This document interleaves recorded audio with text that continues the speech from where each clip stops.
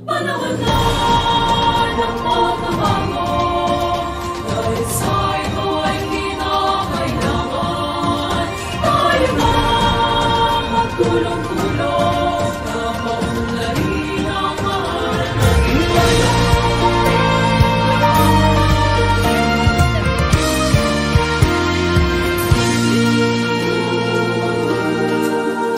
Panahon na ng pagbabago, dahil sa ito ay kinakailangan tayo na magtulong-tulong na paunlarin ang mahal nating bayan.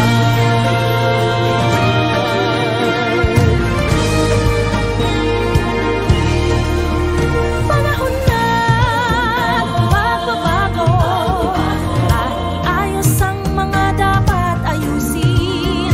Dapat lang maging tungkulin ng bawat mamamayan dito sa atin.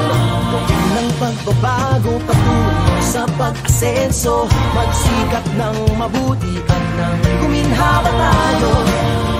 Malaki natin sa mundo at ipamalas ang bagong Pilipino at bagong Pilipinas.